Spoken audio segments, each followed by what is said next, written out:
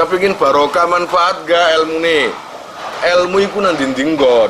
Masih teko YouTube ya ono, paham? Rumangsane nek teko YouTube gak barokah. Barokah nek pendene ngerti adabe lan tata krama carane ngaji. Jadi komentar-komentar yang buruk, yang gak patut saya hapus. Cek nulari. Gak usah request. Saya itu paling tahu sendiri kebutuhan kamu. Cukup buka playlist, kepingin cerita apa? Nang kono akeh.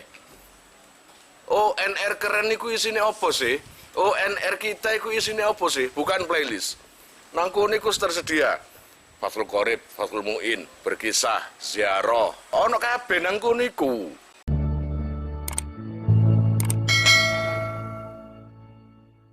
Bismillahirrahmanirrahim. Allah ya Rabbi ya Karim. Qala al-musannifu rahimahullah, nafa'ana bihi wa bi ulumihi wa bi asrarihi fid dharaini amin. Ya mujibas sa'ilin, Rabbi israh li sadri wa yassir li amri wa hlul 'uqdatam min lisani yafqahu qawli. Rabbi zidni ilman warzuqni fahman bi rahmatika ya arhamar rahimin. Bismillahirrahmanirrahim. Ad-darsul khamisu, utawi iki pelajaran sing nomor 5. Iku ma perkara ngono ya kenek, utawa ad-darsul khamisu utawi iki iku pelajaran sing nomor 5. Ma yahrumu bil haidi wan nifasi. Ma bahas perkara yahrumu kang haram apa sima bil haidi sebab haid wan nifasi lan nifas. Pelajaran yang nomor 5 adalah apa-apa yang diharamkan bagi perempuan yang sedang haid dan nifas. Yahrumu haram alal haidi ing atase wong sing haid, wan nufasai lan wadon sing nifas. Apa ma perkara yahrumu kang haram apa sima alal muhdisi ing atase wong sing hadas. Hadasan kelawan hadas asghara kang cilik. Bagi perempuan yang haid dan nifas, itu diharamkan seperti diharamkannya orang yang lagi hadas kecil. Orang yang punya hadas kecil, itu haram apa saja. Itu juga diharamkan bagi perempuan yang haid. Wahia utawi ma yahrumu alal muhdisi hadasan asghar. Pertama, diharamkan iku as-sholatu, sholat. Orang yang hadas kecil nggak boleh sholat. Punya ngentut, habis berak, itu nggak boleh sholat. Begitu juga haid dan nifas, itu nggak boleh. Wa tawafu, dan nggak boleh tawaf, lan tawaf. Wa masul mushafi, lan jempok Quran, itu juga nggak boleh. Itu juga nggak boleh buat muhdis, orang hadas, atau orang haid dan nifas. Wa hamluhu, lan haramaneng nggawa ing mushaf, nggawa Quran, itu gak oleh. Wa kadzalika lan iku kaya mengkono-mengkono ma yahrumu, ma utai perkara yahrumu kang haram apa sema al junubi ing atase wong junub. Nah sekarang juga nggak boleh bagi orang yang junub. Jadi disamakan. Termasuk juga orang yang junub itu juga nggak boleh. Baik sholat, tawaf, jempok Quran, gawa Quran itu nggak boleh. Alal junubi ing atase pira-pira wong sing junub. Wahia utawi ma yahrumu alal junubi iku al-arba'atu papat as-sabiqatu kang dhisik. Jadi orang yang junub haram mengerjakan 4 perkara yang disebutkan tadi. Salat, tawaf, jempok Quran, nggawa Quran. 4 itu juga haram. Nah, sekarang ditambahi wa yuzatu lan den tambahake alaiha ing atase arba. 4 tadi ditambah opo al-muktsu meneng fil masjid di dalam masjid. Termasuk orang yang junub itu haram meneng nang jero masjid. Ya, dadi derokan nang masjid enak wong isine haid kabeh junub kabeh itu nggak boleh, ya toh. Wa qiraatul Qur'ani lan maca Qur'an, itu juga nggak boleh.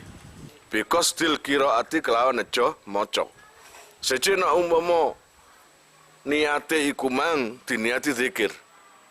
Ya, diniati zikir. Malah saya pernah membaca bagi orang yang hafal Quran, biasanya deres. Nah, kalau seumpamanya waktu junub, waktu haid, apa boleh? Ya boleh, asal tidak niat baca Al-Quran, tapi niat ono zikir. Itu pun terbatas. Ya enggak wake-ake nemen. Wa yuzadu lan den tambahake alama ing atase perkara taqaddama kang dhisik apa simah. Nah, ditambahi lagi buat orang yang junub, yaitu opo asaumu poso. Puasa juga enggak boleh. Iki berarti ditambahi lagi ketika waktu haid. Ketika waktu haid, nifas, itu ditambahi lagi, nggak boleh apa? Puasa, wattola kulan talak. Megat bojo itu nggak apa-apa, tapi ketika perempuan atau istrinya haid, tetap sah turun, talai, tapi haram. Haram karena istrinya haid. Paham? Bukan berarti, oh gak sah talakku. Mari ngomong, kontak pegat, telu. Kontak pegat. Mari ngono, oh iya sih, jeriai waktu ngaji haram. Nalak bojo dalam kondisi haid. Iya haram, tapi talak turun. Talaknya sah, gitu loh ya. Jadi pegatan temenan ya kan. Terus wal mururu lan liwat fil masjid ing dalam masjid. In khafat lamun wedi sapa se mar'ah talwisahu ing ngubrati masjid. Termasuk orang yang haid atau nifas itu juga diharamkan lewat di area masjid. Jadi mek liwat itu tok gak meneng. Berarti di dalam masjid kamu itu lewat. Gitu? Kalau cukup dengan kebutuhan itu nggak apa-apa. Kayak dene bojone turu ya nang jero masjid gak tangi-tangi. Lah bojone durung blonjo ya. Akhirnya sing wedok iku mang dalam kondisi haid ambek nggawa sapu. Ambil nggawa kayak gini iki. Ya toh, melbu. Gari mandek, liwat tok, tos, tangi. Nah, itu ada yang mengatakan tetap haram, ada yang mengatakan makruh. Dia kan nggak diem itu. Cuma dia itu liwat gitu aja. Lewat ambil nyamblek, ngono lho ya. Terus kalau memang itu takut jelebretan, ngerti jelebretan, netes-netes ketene utawa kotorane, maka haram jadinya. Tengah-tengah bancar liwat di kojo. Wa mubasaratu ma lan tetemuan kulit bainas surati ing dalam antarane udel warukbati lan dengkul. Kemudian kalau istrinya itu haid atau nifas, tidak diperbolehkan ngalap suko sampai mulai udel dan dengkul. Jadi ya nek iso pakaian nunai pancet, paham ah? Tapi sebagian ulama lainnya ada yang mengatakan asal tidak memasukkan apa? Pura-pura karo. Tidak memasukkan rudalnya ke dompetnya, ya enggak. Kemudian wat taharatu lan sesuci bini yati ta'budi kelawan niat ibadah. Nah ini ya gaya-gaya kon. Seorang perempuan yang sedang haid atau nifas oleh sedino. Umumnya iku 6 dino 7 dino. Oleh sedino gayae adus. Ditakoni mbek bapake. Adus apa kon? Adus suci, Pak. Artinya ini diharamkan mandi suci atau mensucikan diri padahal belum waktunya suci. Diniati ibadah. Tapi kalau sekedar mandi, cek bersih, gak apa-apa. Jadi kok niat yang sunatus cek isok sembahyang aku. Gak betah aku gak sembahyang suwe-suwe. Gayae kaya wong ahli ibadah. Niku. Kalau mandi itu diniati bebersih, itu nggak apa-apa. Paham? Wudhu juga gitu. Kalau kamu wudhu niat ingsun kanggo sembahyang duhur. Ya apa sih wong sembayange gak oleh kok sembahyang duhur. Tapi kalau wudu sunnah nggak apa-apa. Wa saufa nasrahuha lan bakal nyarai utawa njlentrehake ingsun ing muharramat. Al-ana ing dalam saiki. Kullaha yaskabiyani muharramat mufassalatan hale terperinci. Nah, ini nanti akan dijelaskan satu persatu. Mulai sholat, tawaf, jempuk Quran, nggawa Quran, terus meneng nang masjid, membaca Quran dengan niat membaca, lalu puasa, talak, dan lewat masjid, gitu, dan seterusnya. Itu nanti dibahas satu-satu. Al-awwalu utai sing pertama, iku as-sholatu sholat. Iki salah satu haram yang diharamkan ketika waktu haid. Yahrumu haram alal haidi ing atase wong wadon sing haid wa nufasa ilan nafi nifas. Apa sing haram? Apa as-sholatu sholat walau naflan lan senajan sholat sunnah. Oh, haram sholat nok haid iku. Wah, iku lak wajib, aku tak sholat duha. Ini padha ae haram, ya enggak. Jadi sholat haram itu baik sholat wajib atau sunnah. Jadi enak loh, wong haid itu. Betul-betul cuti keseluruhan. Gitu ya.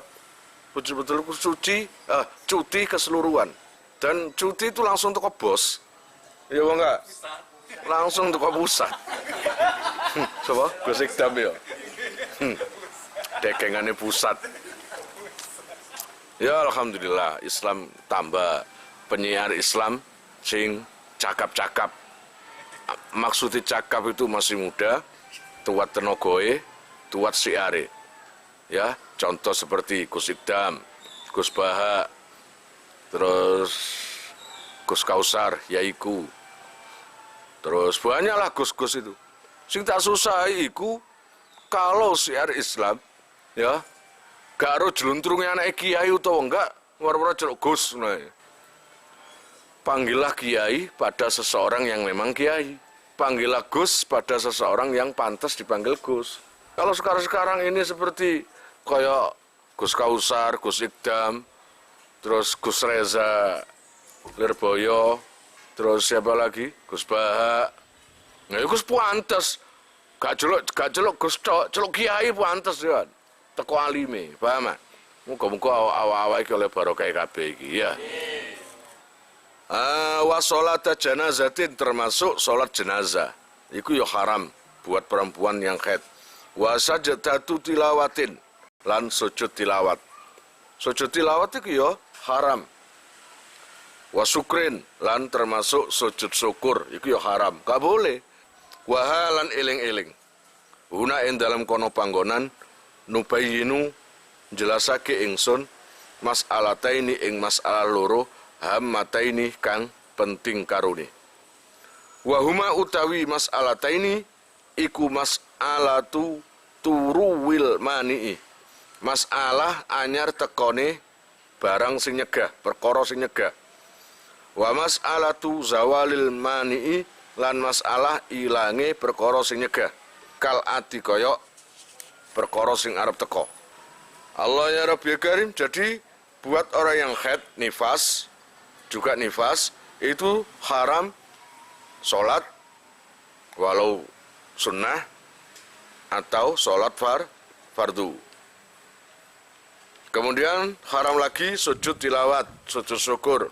Maka sekarang saatnya saya membahas dua masalah, yaitu perkara-perkara yang datang yang bisa mencegah kita sholat, ibadah yang diwajibkan, atau hilangnya perkara yang tadinya mencegah, sekarang boleh. Gitu ya, itu maksudnya. Al-mane itu termasuk haid itu mane. Mane, perkara yang mencegah. Mencegah apa? Ya, asalnya oleh sembayang, malik oleh. Itu jenenge mane. Paham? Al-mas'alatul ula. Utawi masalah al-mas'alatu utawi masalah al-ula kang pertama. Iku zawalul mani'i ilange perkara sing nyegah. Masalah pertama menjelaskan tentang hilangnya perkara yang mencegah.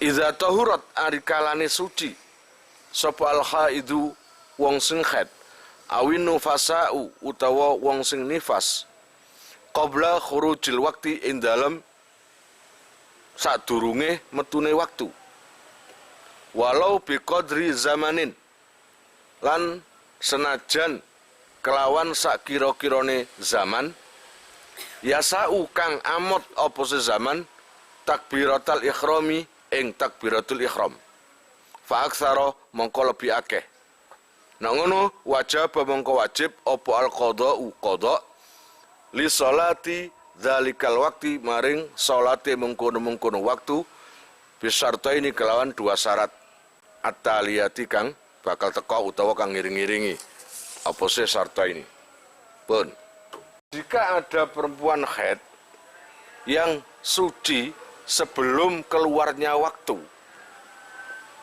Jadi ini haid ceritanya ini, asar haid. Ya toh?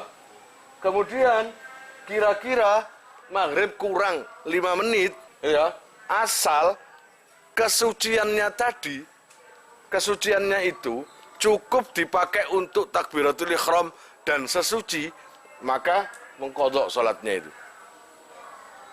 Asarnya ini loh. Coba tak bayang no, tak nuni mana? Mestinya asar ini kan wes gak sebayang kan, memang ini kan dalam kondisi haid. Ini sebelumnya haid terus, haid asar masih haid. Kira-kira sore kurang 10 menit atau 5 menit, ini suci, tuhur, suci. Berarti masih ada sisa waktu kan? Kurang 5 menit menuju maghrib. Maka kalau sucinya ini terus sampai maghrib, ya nggak keluar lagi, maka wajib ngodok asar ini. Paham? Permasalahannya asar masih keluar. Kira-kira maghrib kurang 10 menit, ini ayanan. Habis suci, terus suci kira-kira 5 menit. Habis 5 menit, siap-siap adus. Saya tak adus, rek. Adaan ayanan. Ayanan sampai maghrib. Maghrib masih ayanan. Jadi gini, iki suci, iki ayanan. Kira-kira selama suci tadi cuma 5 menit, saya tanya sekarang, 5 menit cukup gak dipakai untuk mandi? Dipakai untuk takbiratul ihram? Kalau nggak cukup, maka nggak wajib ngodok. Tapi kalau memang cukup, dipakai mandi sekedarnya, mampu, bisa, terus berpakaian, terus sholat, maka ngodok asar ini. Jika memang asarnya belum dikerjakan selama suci tadi. Baqa'us salamah. Dengan catatan mengkodok itu jika baqa'us salamah netepi keselamatan minal mawani'i saking pira-pira perkara sing nyegah biqadrima kelawan kira-kirane perkara utawa waktu yasau kang amot apa simah at-taharata ing suci. Jika selama masa suci sebentar tadi masih muat dipakai untuk bersuci. Gitu, masih muat bersuci. Wakaza baqiyatu suruti salat dan wakaza lan iku koyok mungkon tohara baqiyatu suruti salati utawi keri-kerine pira-pira syarate salat. Itu. Ini kan membahas dia ini mengkodok jika, kan ngono deh. Jika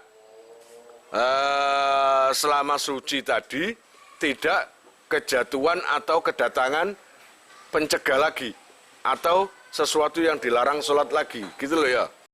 Nomor 2, baqa'us salamati tetapi selamat minal mawani'i saking pira-pira perkara sing dilarang ngunae pencegah zamanan ing dalam zaman yasau kang amot apa se zaman tilka sholata ing mengkono-mengkono salat bi akhafi mumkinin kelawan luweh ringan-ringane perkara kang mungkin. Wajibu lan wajib aidon kalimale apa qada uma ngodoni salat qoblaha kang ing dalem sadurunge tilkas shalah. Begitu juga wajib mengkodok salat yang sebelum salat saat ini. In jumiat lamun den jima. In jumiat lamun den jamak apa sih ma qoblaha iku maha sartane zalikas salat utawa salatun zalikal wakti. Kaduhri kaya dini duhur ma'al asri sartani asar wal maghrib bilan maghrib ma'al isya sartani isya bisarti baqa'i salamati kelawan syarat tetepi selamat minal mawani saking pira-pira pencegah ba'da zawalil udhri dalam sause ilangi udhur qadrol faridataini kelawan kira-kirane salat fardhu loro bi akhafi mumkinin kelawan luwe ringan-ringane perkara sing mungkin wa thaharati lan sesuci. Wis padha jane. Cuma gini toh. Ya tadi seperti tadi itu ya. Dia ini waktu zuhur masih haid. Masih haid. Sampai asar haid. Maghribnya ini suci. Ternyata kesucian dia haid ini kira-kira menjelang maghrib kurang 10 menit. Paham? Kurang 10 menit. Maka jika masa suci maghrib kurang 10 menit itu masih mungkin dipakai untuk mandi, dipakai untuk sesuci, dipakai untuk sholat, maka sholat asarnya ini dikodok. Paham maksudnya?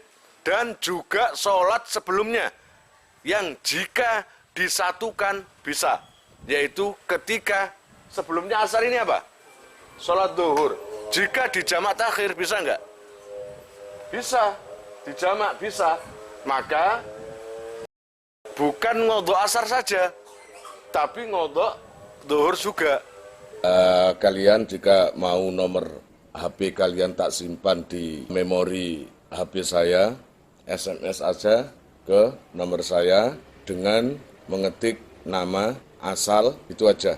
Nanti saya save.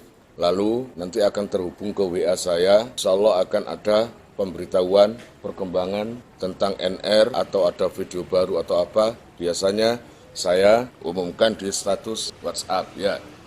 Buat para donatur, saya sangat terima kasih.